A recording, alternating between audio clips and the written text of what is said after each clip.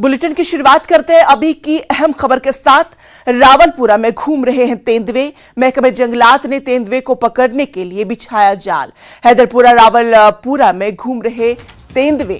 गुज़श्ता चंद दिनों से 2 तेंदुए घूमते नजर आ रहे हैं। तो रावलपुरा से आपको यह खबर बताई जा रही है, जहां पर तेंदुए दिखाई दिए। महकमे जंगलात ने तेंदुए को पकड़ने के लिए अपनी कोशिशें वो कर रहे हैं।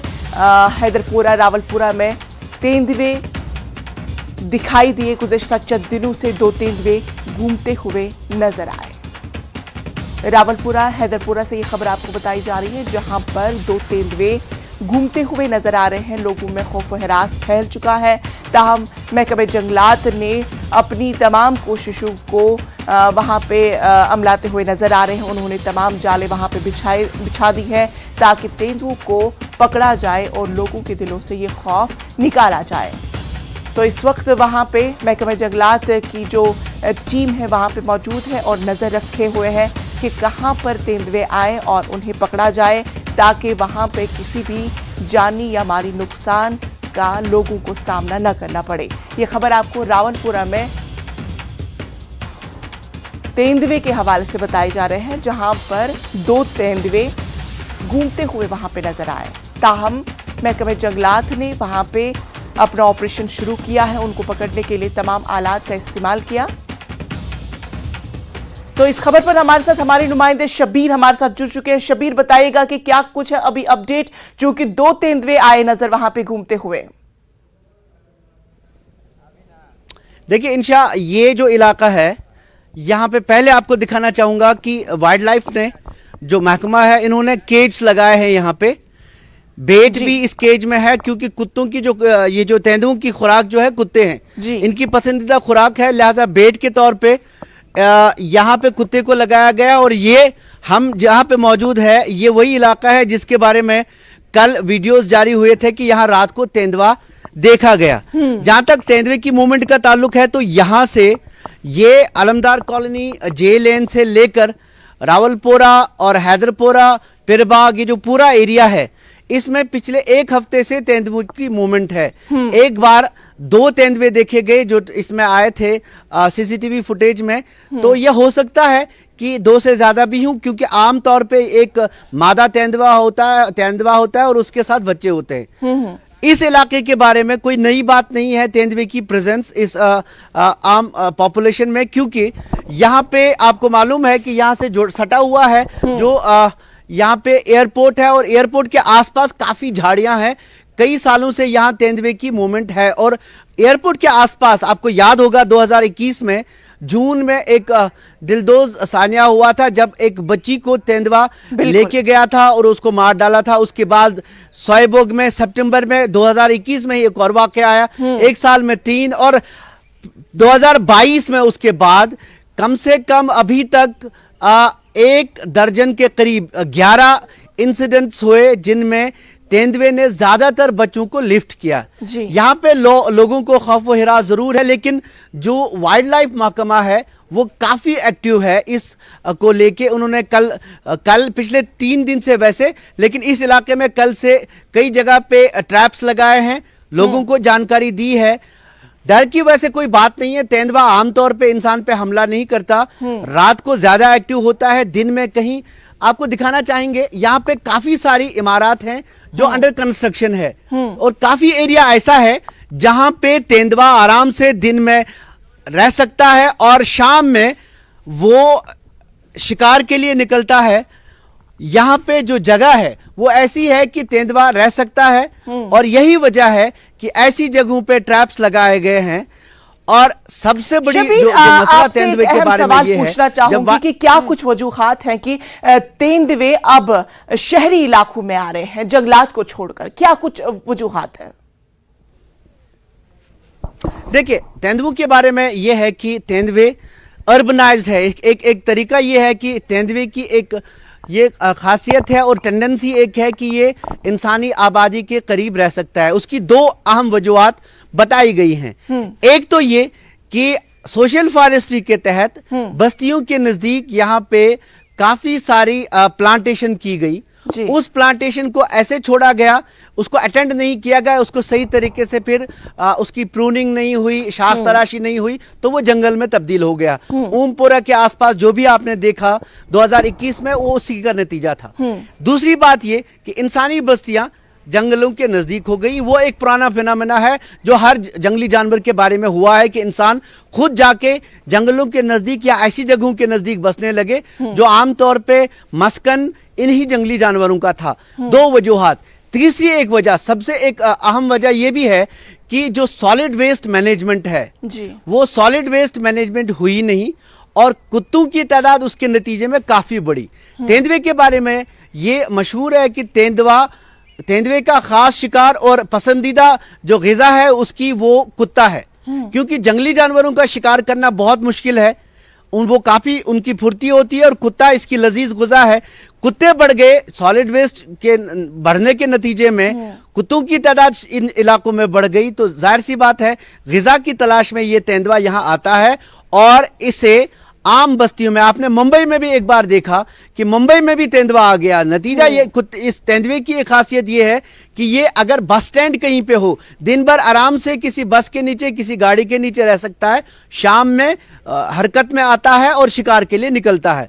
ये एक खास जो खासियत इस तेंदुए की है। और साथ में जो इंसानों ने सॉलिड वेस्ट के साथ किया, सोशल फॉरेस्ट्री के नाम पे जो झाड़ियां बस्तियों के आसपास जमा हो गई, तो ये सब मिला के एक मुसीबत पैदा हो गया जम्मू कश्मीर में। अगर पिछले 2000 हम अगर बात करें पिछले 21-22 सालों में, तो तकरीबन 250 से ज्यादा अफराद इंसानों और जंगली जानवरों के तशद्दुद में मारे गए, जो तसादुम आराई हो रही है, जिसे हम मैन एनिमल कॉन्फ्लिक्ट कहते हैं। तो ये कॉन्फ्लिक्ट यहाँ बड़ा है। पहले भालू बहुत एक्टिव था, भालू के नतीजे में काफी नुकसान हुआ था 2011-12 में, लेकिन अब ये तेंदुआ पिछले 2 साल से 2022 में खास तौर पे आपको बताना चाहेंगे 9 बच्चे मुख्तलिफ इलाकों में, बारामूला, कुपवाड़ा, इन इलाकों में खास तौर पे तेंदुए का शिकार बने। शबीर, और आपसे जानना चाहेंगे कि अब क्या कुछ वाइल्ड लाइफ डिपार्टमेंट ने क्या कुछ सख्त इकदाम उठाया है ताकि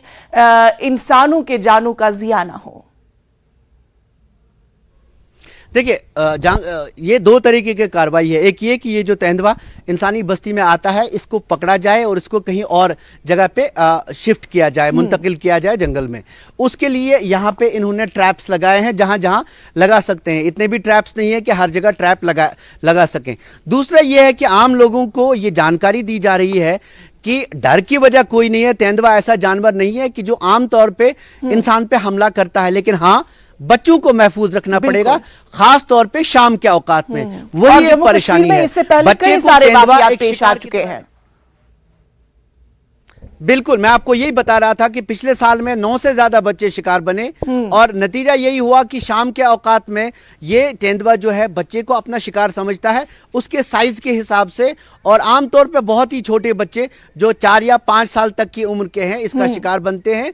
और उनको शाम के औकात में बाहर नहीं छोड़ना है, या ऐसी जगह पे नहीं छोड़ना है जहां पे तेंदुए उनका शिकार कर सकते हैं। जी, तो चलिए, बेहद शुक्रिया शबीर तमाम तर तफसीलात हम तक पहुंचाने के लिए, और उम्मीद करते हैं कि महकमा जंगलात अब इन पूरी चीजों पर कदम लगाएगा और इंसानी जानों का जिया न हो जाएगा। तो चलिए, बेहद शुक्रिया। ब्रेक के बाद फिर से आप सबका इस्तकबाल करते हैं और अगली खबर का रुख करते हैं। अक़वाम मुत्तहिदा में कश्मीर का राग अलापने पर पाकिस्तान को हिंदुस्तान ने एक बार फिर करारा जवाब दिया। हिंदुस्तान ने पाकिस्तान को अपने गिरेबान में झांकने को कहा। हिंदुस्तानी सफारतकार प्रतीक माथुर ने कहा कि पाकिस्तान का रिकॉर्ड दहशतगर्दों के महफूज पनाहगाह के रूप में है और वो ऐसा बेखौफ होकर करता है। पाकिस्तान को अपने ट्रैक रिकॉर्ड पर नजर डालनी चाहिए। प्रतीक माथुर ने पाकिस्तान के उकसावे को अफसोसनाक करार दिया। Mr. President, I am taking the floor today to say that India chooses this time not to respond to Pakistan's mischievous provocations. Our advice to the delegate of Pakistan is to refer to our numerous rights of reply that we have exercised in the past. Pakistan has only to look at itself and its own track record as a state that harbors and provides safe havens to terrorists and does so with impunity. Such uncalled for provocation is particularly regrettable and certainly misplaced at a time when, after 2 days of intense discussions, we have all agreed that the path of peace can be the only path forward to resolve conflict and discord. Ukraine पर रूस के हमले का 1 बरस मुकम्मल हो गया है और इस जंग के खत्म होने के आसार फिलहाल नजर नहीं आते। इस बीच अक़वाम मुत्तहिदा की जनरल असेंबली में यूक्रेन पर रूसी हमले पर मज़ाहमती करारदाद पर वोटिंग हुई, जिसे कसरत राय से मंजूर कर लिया गया। 141 ममालिक ने करारदाद के हक में वोट दिया, जबकि 7 ममालिक ने मुखालफत की। 32 ममालिक ने वोटिंग के अमल में हिस्सा नहीं लिया। इनमें इंडिया, ईरान, चीन और जनूबी अफ्रीका के नाम काबिल जिक्र हैं। अक़वाम मुत्तहिदा ने अपनी करारदाद में जल्द अज जल्द अमन की बहाली का मुतालबा किया। करारदाद में यूक्रेन की खुदमुख्तारी और इलाकाई सालमियत की हिमायत की तौसीक की गई है। अक़वाम मुत्तहिदा में हिंदुस्तान की नुमाइंदा रोचेरा कंबोज ने कहा है कि दुश्मनी और तशद्दुद को फ़रोग़ देने से किसी को फ़ायदा नहीं होगा। बातचीत और सफारतकार वाहिद रास्ता है। We have consistently advocated that no solution can ever be arrived at the cost of human lives. In this context, our Prime Minister's statement that this cannot be an era of war bears repetition. Escalation of hostilities and violence is in no one's interest. Instead, an urgent return to the path of dialogue and diplomacy is the way forward. Today, as the General Assembly marks a year of the Ukrainian conflict, it is important that we ask ourselves a few pertinent questions. Are we anywhere near a possible solution acceptable to both sides? Can any process that does not involve either of the two sides ever lead to a credible and meaningful solution? Has the UN system, and particularly its principal organ, the UN Security Council, based on a 1945 world construct, not been rendered ineffective to address contemporary challenges to global peace and security? Mr. President, India remains steadfastly committed to multilateralism and upholds the principles of the UN Charter. We will always call for dialogue and diplomacy as the only viable way out. While we take note of the stated objectives of today's resolution, given its inherent limitations in reaching our desired goal of securing lasting peace, we are constrained to abstain. हमारे साथ हमारे नुमाइंदे शैलेंद्र वांगू हमारे साथ जुड़ चुके हैं। शैलेंद्र वांगू, आपसे जानना चाहेंगे कि जिस तरह से हमने देखा कि फिर से एक बार पाकिस्तान को हिंदुस्तान ने करारा जवाब दिया, जिनकी खुद ही अपनी नैया डूबी हुई है, वो क्या किसी को पार लगा सकते हैं? क्या कुछ वजूहात रही कि पाकिस्तान को फिर से एक बार शिकस्त का सामना करना पड़ा? बिल्कुल इंशा, आपको बता दें कि जो मसला था वो यूक्रेन का था। रूस यूक्रेन जो युद्ध चल रहा है उसको लेकर यूएन में कल एक प्रस्ताव लाया गया था, जिस पर चर्चा हो रही थी। जिस वक्त की पाकिस्तान के जो परमानेंट रिप्रेजेंटेटिव है मुनीर अकरम, उन्होंने यूएन का जिक्र करते हुए जम्मू कश्मीर का भी जिक्र कर दिया, जो जाहिर तौर पर वो मौका ऐसा नहीं था कि जम्मू कश्मीर को लाया जाए यूक्रेन और रूस के युद्ध के बीच के मसले पर।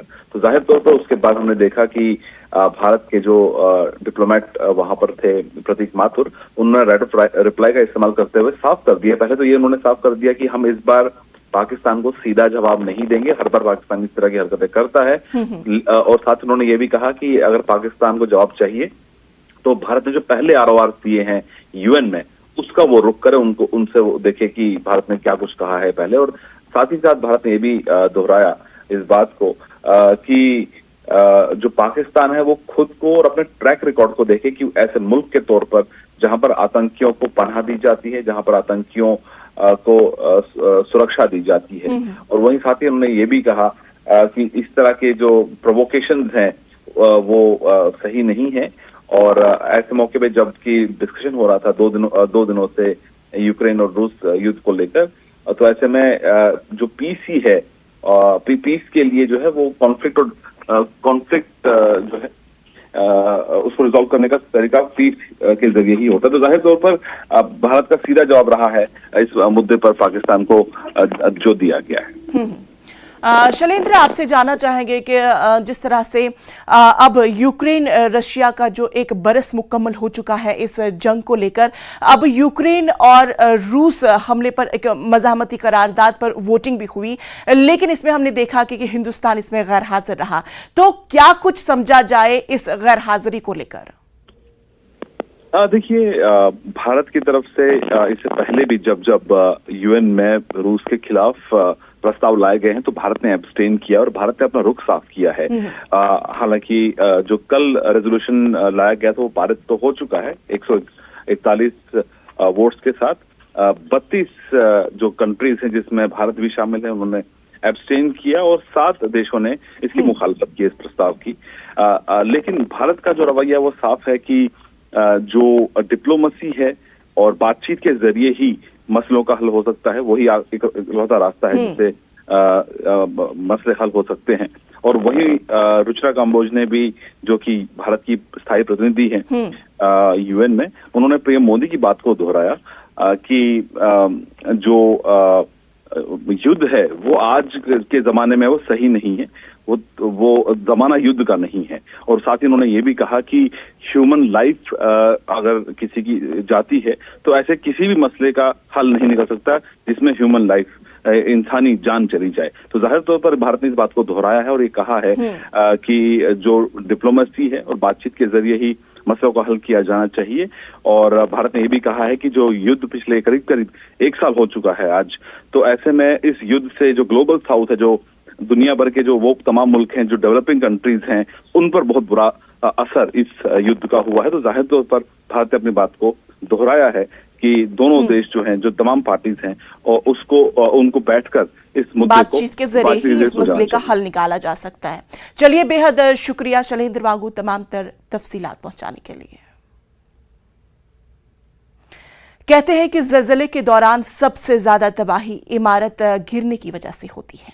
कश्मीर हमेशा ज़लज़ले के निशाने पर है क्योंकि ये एक ऐसा इलाका है जहां ज़लज़लों का सबसे ज्यादा खतरा रहता है। ऐसे में कश्मीर की पुरानी तर्ज तामीर ज़लज़ले की तबाही को काफी कम कर सकती है। पेश है न्यूज़ 18 के डिप्टी एडिटर शबीर अहमद की ये रिपोर्ट।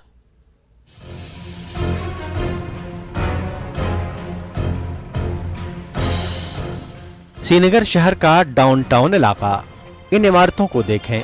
माहिरीन की माने तो यहाँ ज़लज़ले के दौरान सबसे कम खतरा है। यहाँ पर जो भी पुरानी इमारत दज्जी दीवारी या तख्त तराज पर बनाई गई हैं, उनके ज़लज़ले के दौरान गिरने या तबाह होने का खतरा काफी कम है।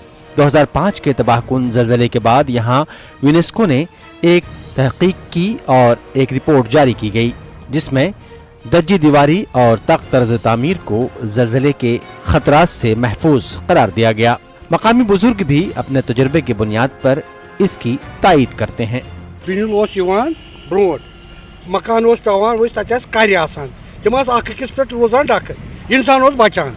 स्लेब वनकस यह एकदम पेवान, यह त्रटि कर पे हथ या दा यह त्रावान कंसी यल। लुकन आव पोस अड़न, अड़ि बिचार गरीब, तम दज दवरी वन कर कुन पोरस।